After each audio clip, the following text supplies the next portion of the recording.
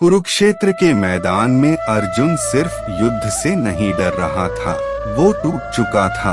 उसके हाथ कांप रहे थे, आंखों में डर था और मन में हजार सवाल। तभी श्री कृष्ण मुस्कुराए और बोले, जब जब धर्म कमजोर पड़ता है तब तब मैं स्वयं धरती पर आता हूँ। यही है भगवद गीता का चौथा अध्याय, ज्ञान कर्म संन्यास योग। एक ऐसा अध्याय जो इंसान की सोच, कर्म और पूरी जिंदगी बदल सकता है। कुरुक्षेत्र का मैदान, चारों तरफ शंखों की आवाज गूंज रही थी। हजारों योद्धा युद्ध के लिए तैयार खड़े थे, लेकिन उस विशाल युद्ध भूमि के बीचों बीच अर्जुन का मन टूट चुका था। उसकी आंखों के सामने उसके अपने गुरु, रिश्तेदार, भाई और मित्र खड़े थे। वह समझ नहीं पा रहा था कि क्या सही है और क्या गलत। अर्जुन ने धीरे से श्री कृष्ण की तरफ देखा और कहा, हे माधव, मेरा मन भ्रमित हो चुका है। मैं समझ नहीं पा रहा कि मुझे क्या करना चाहिए। श्री कृष्ण शांत थे, उनकी आंखों में दिव्य प्रकाश था। उन्होंने अर्जुन से कहा, हे अर्जुन, जो ज्ञान मैं तुम्हें देने जा रहा हूँ वही ज्ञान सूर्य देव को दिया गया था।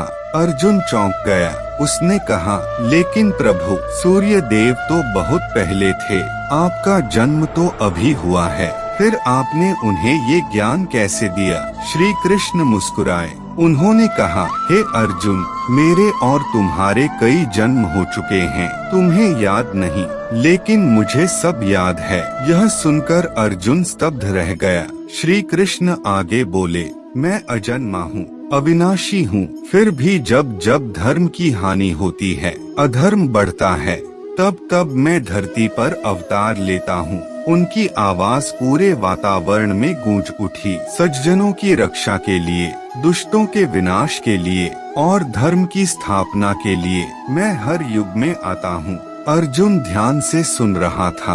अब उसके मन का डर धीरे धीरे खत्म होने लगा था। कर्म का सबसे बड़ा रहस्य। श्री कृष्ण बोले, हे अर्जुन, इस संसार में हर इंसान कर्म करता है, लेकिन बहुत कम लोग कर्म का असली रहस्य जानते हैं। अर्जुन ने पूछा, प्रभु, कर्म का रहस्य क्या है?